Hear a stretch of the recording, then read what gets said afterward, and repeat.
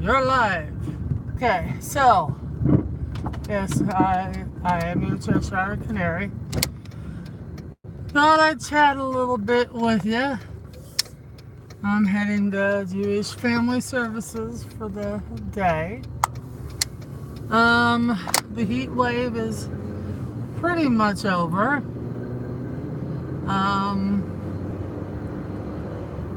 We're in the 70s only this morning. The past few days, even though it's stormed every night, it's been in the 80s first thing in the morning. So it's in the 70s this morning. It almost felt chilly. But like I said before, I'm not going to complain about hot weather. Just not gonna do it.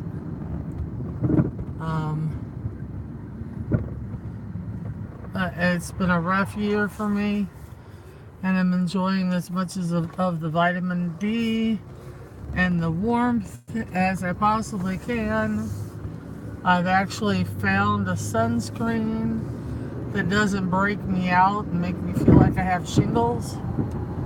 So life is good. Because that's the way sunscreen was until I finally found a sunscreen that works for me.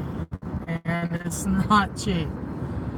It's the Neutrogena Sheer Gentle whatever. Yeah, the expensive Neutrogena stuff. It does not break me out. I can use both the lotion and the spray. It works very well for me. The lotion is hydrating, although I haven't put any on, just to put it on the inside this week. And I'm feeling like crazy. But I haven't been in the sun this week. Sorry about that. I forgot where the phone was. I have been knocking out all these credit hours that I have to have for the education for welfare to earn the $394 $384 and change. And it turns out with the number of credit hours I have to do and service hours, it turns out to be 15 cents an hour. That's just what it is. And I'm doing the best I can to get it done every single month. As long as you're endeavoring, and working that task, the state of Ohio will give you assistance. Let's see. I did have a viewer make a comment that they wished I had a husband or a boyfriend to handle the bills until so I could get disability. Well, I appreciate the sentiment, but I have with relationships. I have some wonderful relationships with men. They have always been my best friends. I could tell them anything, they could tell me anything. I think more like a man in some situations. The older I get, though, the more I start thinking, like a woman stereotypically would. And I don't understand how some men think now. But, as far as friendships are concerned, I have 3 ride or die friends. And those 3 ride or die friends are men.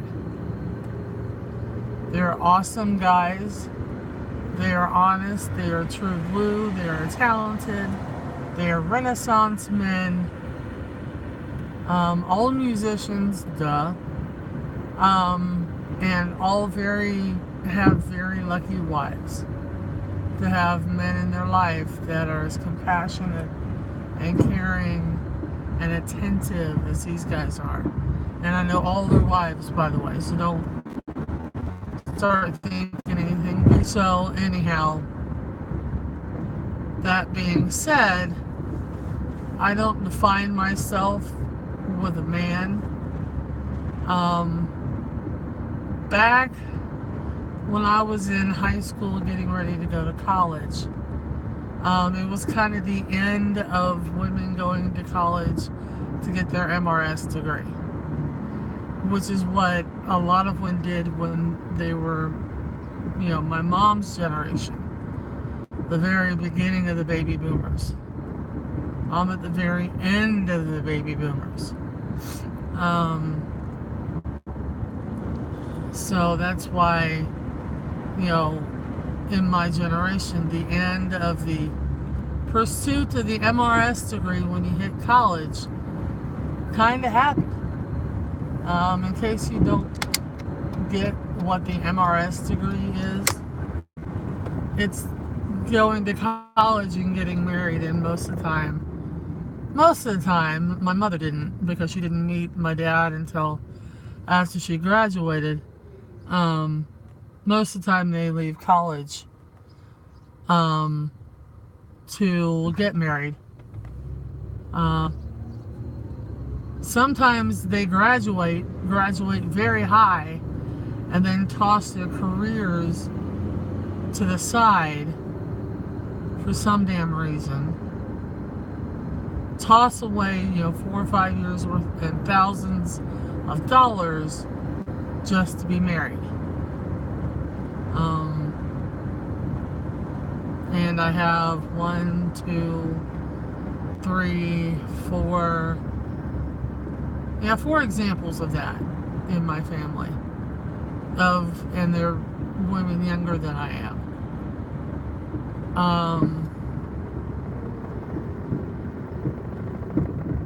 So, yeah. So I don't define myself by men, or women. It just doesn't matter. I can't trust anybody to do simple tasks. And it's like, could you please get me a glass of ice water? I'm ill. I can't get up right now. Give me a glass of ice water. Never had a husband that would do that. Never. Never had a boyfriend that would do that for me. Best friends? Yes. Somebody I was in a relationship with? No.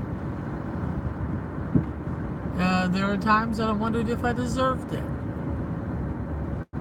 So I don't define myself by having a man in my life. I will figure it out myself. Whether I have to sell my soul or whatever, I will take care of mine. I can't rely on anybody else because they won't do it. They just won't. Because they evidently don't respect me enough. And I'm not going to tolerate that anymore.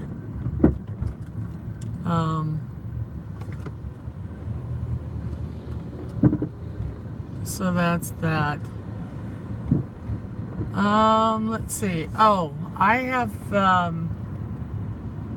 been going down the YouTube rabbit hole here recently. I started watching Louder with Crowder, Steven Crowder. Formerly a Canadian, now an American. So, and he did it legally. And he did he's done the research, he knows the history. And this guy is smart. He's smart. What I'm watching right now, and it's what anybody that has half a brain really wants, is he's able to get people in non-confrontational conversations about controversial topics. Let me give you a couple of examples.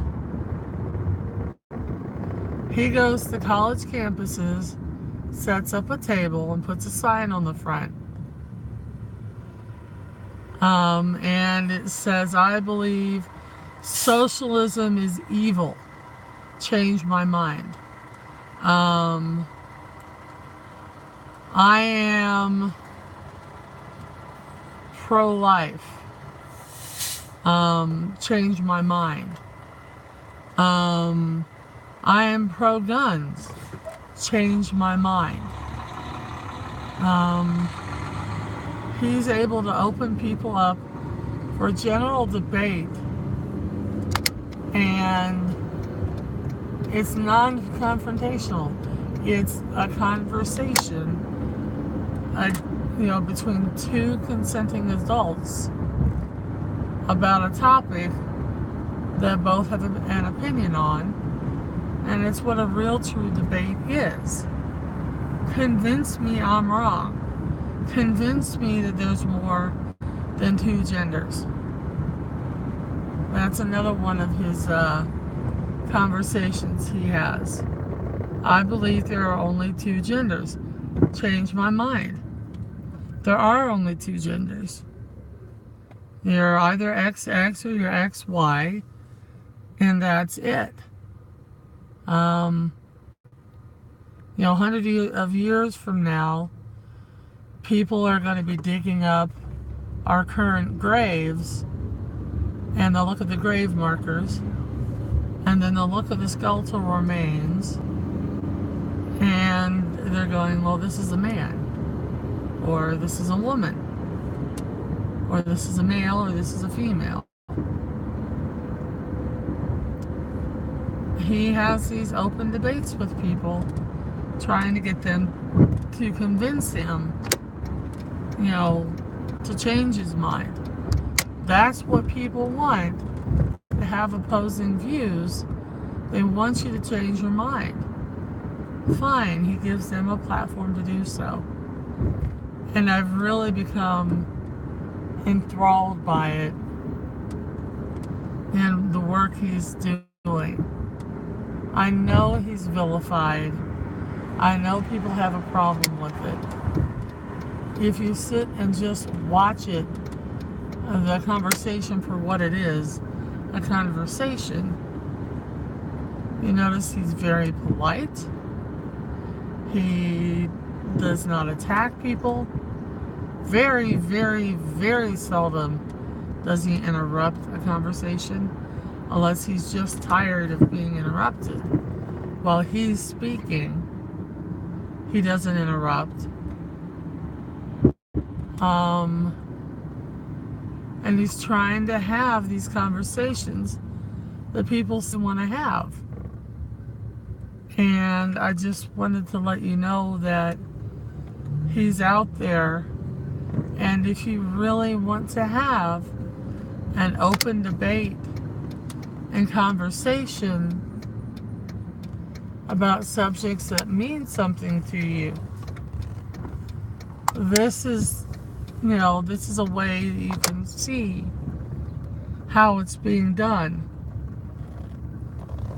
He has all of his facts, has them checked, has them compiled, but doesn't refer to them because he knows them. If the people don't believe him, he can show them the proof. But the big thing is him trying to hear their point of view. And I think that's something that's important for everyone, to be heard. So I'm here where I need to be at Jewish Family Services. There's nobody here yet, so I've got a couple of minutes to get my stuff together to carry inside. I want you guys I'm going to give you a little bit of homework. The homework is, think of a topic that you're passionate about, that may not be popular,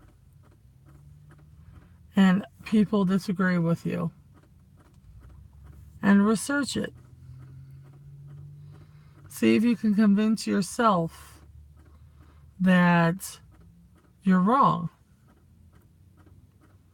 Um, you might be surprised what you find out.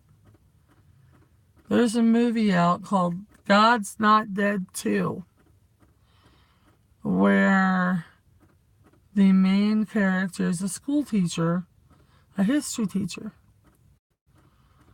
that actually quotes the Bible and Jesus and ends up going to court because she, used God and Jesus in a classroom. And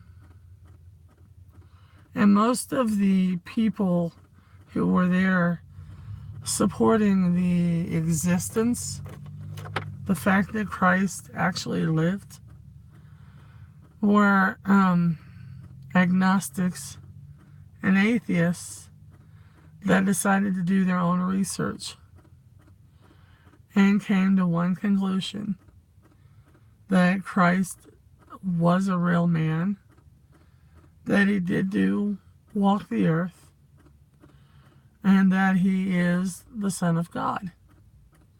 So it might be a little surprising to you to find out that you may just convince yourself to the other side of the argument or reconvince yourself to your side. So,